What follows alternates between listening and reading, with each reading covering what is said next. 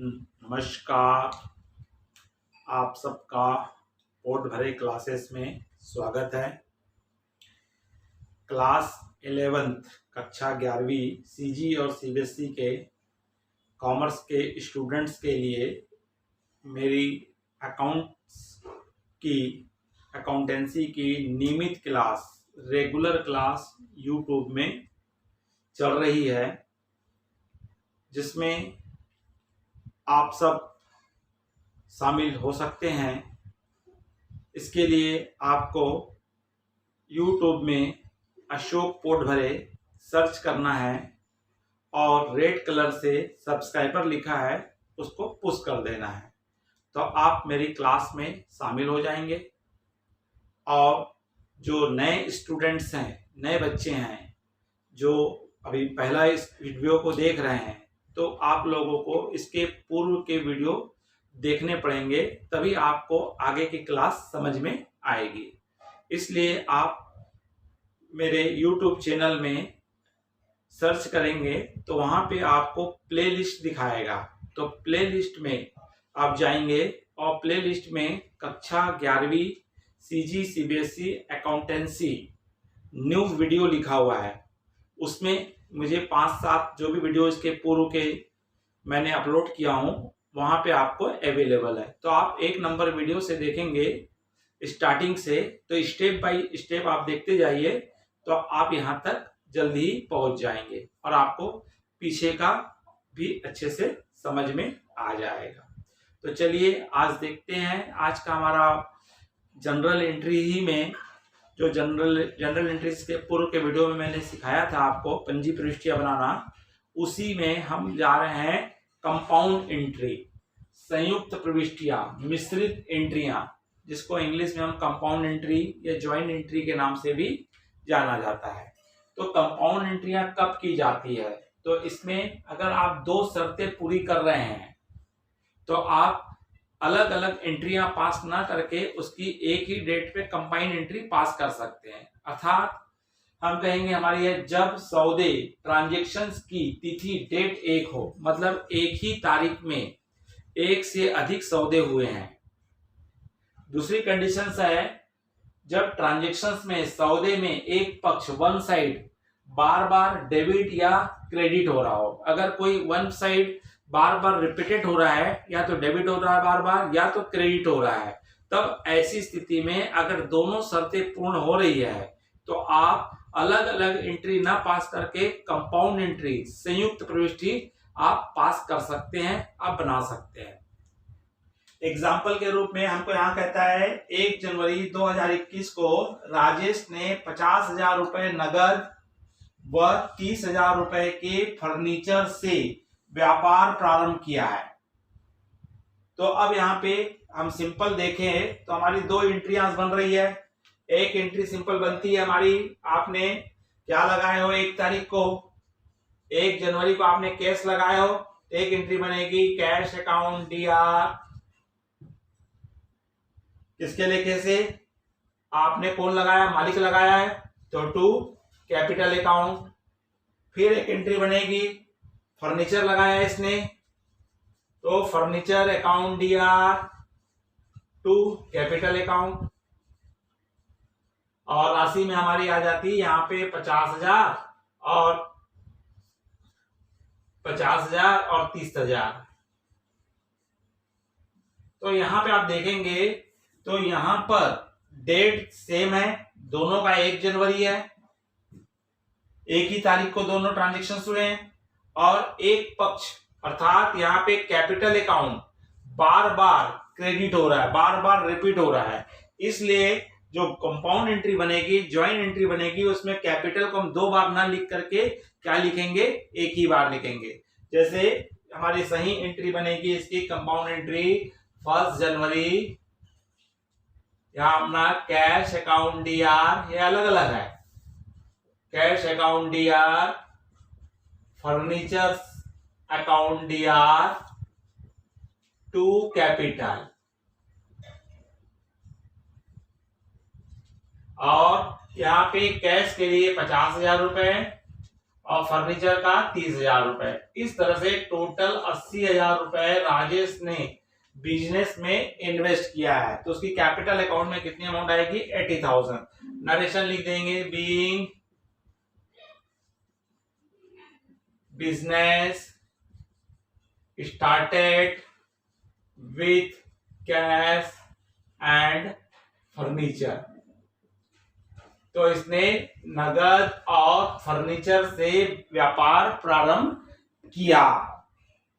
ठीक इसी प्रकार हम देखते हैं, अगर हमारा अगला ट्रांजैक्शन हुआ है आपका,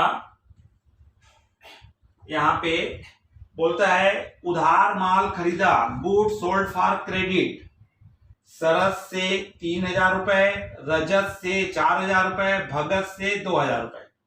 अगर हम देखें तो हमारी सेपरेट सेपरेट एंट्रियां बन रही है। तो क्या क्या एंट्री बनेगी? आपने माल खरीदे हो तो आपके पास परचेज आ रहा है, तो क्या बनेगी? परचेज अकाउंट दिया टू, किससे खरीदे हो? सरस से, सरद। और फिर आप बनाएंगे एक 3 तारीख को, फिर 3 तारीख को आपको बोलता है रजत से माल खरीदा, तो फिर क्या होगा? परचेज अकाउंट दिया टू रजत। फिर हमारी 3 तारीख को एंट्री होगी, फिर परचेज किए, किससे परचेज किए? परचेज अकाउंट दिया टू भगत। अब यहां पे कितनी एंट्रीज हो रही है? 3 एंट्रीज बन रही है। तो शर्त क्या है? डेट तीनों में हमारी क्या है? सेम है, एक ही डेट पे है। और दूसरी शर्त हो रही है यहाँ पे परचेज अकाउंट हो रहा है और बार बार क्या हो रहा है? रिपीट हो रहा है। तो यहाँ पे एक पक्ष अगर बार बार रिपीट होता है तो उसकी हम कंपाउंड एंट्री कर सकते हैं। तो इसलिए यहां भी हमारी इसकी क्या हो जाएगी? कंपाउंड एंट्री हो जाएगी। 3 जनवरी को यहाँ पे आपका परचेज कॉमन है, तो परचेज अकाउंट DR टू, किससे खरीदे आपने? सरद से, रजत से और भगत से। तो टू शरद, टू रजत और टू भगत। और यहां पे इनके लिए कितना क्रेडिट होगा? 3,000 रुपए का माल हमने शरद से खरीदे थे, 4,000 रुपए का माल हमने रजत से खरीदे हैं और 2,000 रुपए का माल हमने किससे खरीदे? भगत से। तो इस तरह से आपका 9,000 रुपए का टोटल माल खरीदा गया। तो इसकी नरेशन आ जाएगा, goods purchase from Sharad, Rajat and Bhagat. इनसे इन्होंने 3 पार्टी उधार माल खरीदा। तो इस तरह से हमारी क्या बन जाएगी? कंपाउंड एंट्रीज हम बनाएंगे, सेपरेट सेपरेट हम एंट्री पास नहीं करेंगे। उसी प्रकार अगर हमको अगला बोलता है good sold to Ashok 5,000 rupees, Anil 3,000 rupees, Sunil 2,000 rupees. उधार माल बेचा अशोक को 5,000 रुपए, अनिल को 3,000 रुपए और सुनील को 2,000 रुपए। तो यहां भी हमारी 3 एंट्री बनेगी। क्या बनेगी? पहली entry Ashok account DR to sales, Anil account DR to sales, Sunil account DR to sales. तो यहाँ पे डेट 5 तारीख के कॉमन है और सभी में सेल्स जो है, विक्रय जो है, बार बार क्या हो रहा है? रिपीट हो रहा है, क्रेडिट हो रहा है। इसलिए विक्रय सेल्स क्या आएगा? एक बार आएगा। तो उसकी कंबाइंड एंट्री हम जब बनाएंगे 5 जनवरी को, तो आपका क्या आ जाएगा? अशोक रिसीवर है, तो Ashok DR, Anil DR, Sunil DR to sales account, विक्रय लेखे से, माल लेखे से, गुड्स अकाउंट। तो यहां पे कितने कितने का माल बेचे? 5,000 का, 3,000 का और 2,000 का। तो इस तरह से आपने 10,000 का गुड्स क्या किए हो? सोल्ड किए हो।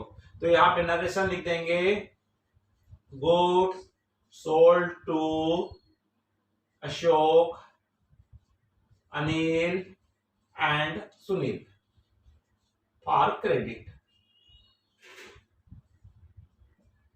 तो हमने 3 लोगों को उधार माल बेचा है। तो कंपाउंड एंट्री हमारी इस प्रकार से होगी, सेपरेट नहीं होगी। उसी प्रकार 8 जनवरी को बोलता है नगद भुगतान किया, सैलरी में 5,000 रुपए, रेंट में 2,000 रुपए।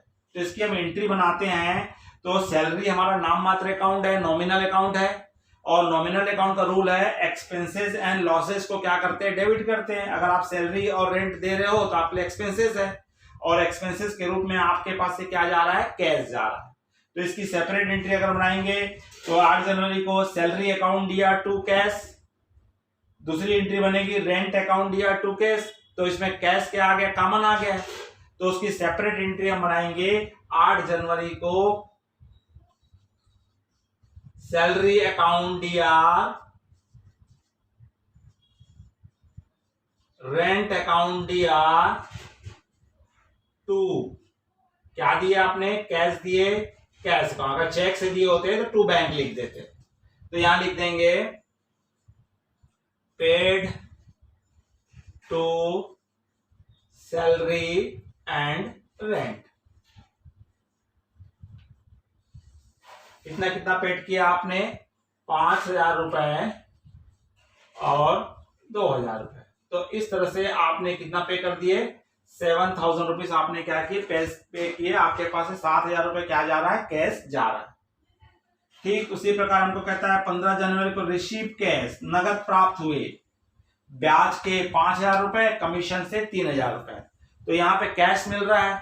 तो अगर सेपरेट एंट्री बनाएंगे तो हमारी क्या एंट्री बन रही है, कैश अकाउंट दिया टू इंटरेस्ट। क्या बन रही है, कैश डेबिट होगा क्योंकि पैसा आ रहा है, इंटरेस्ट आपके लिए नॉमिनल अकाउंट है, यहाँ प्रॉफिट हो रहा है इसलिए क्रेडिट होगा। तो कैश अकाउंट दिया टू इंटरेस्ट, कैश अकाउंट दिया टू कमीशन। तो यहाँ कैश कॉमन आ गया है, इसलिए यहाँ भी हम कंपाउंड एंट्री पास करेंगे 15 जनवरी को। तो हमारी एंट्रीज पास होगी। आपके पास क्या आ रहा है, कैश आ रहा है, कैश कॉमन है। तो कैश अकाउंट आपका क्या हो जाएगा, डीआर हो जाएगा। और टू आपको क्या मिला, इंटरेस्ट मिला, तो इंटरेस्ट अकाउंट। और टू क्या मिला आपको, कमीशन मिला है, तो कमीशन अकाउंट।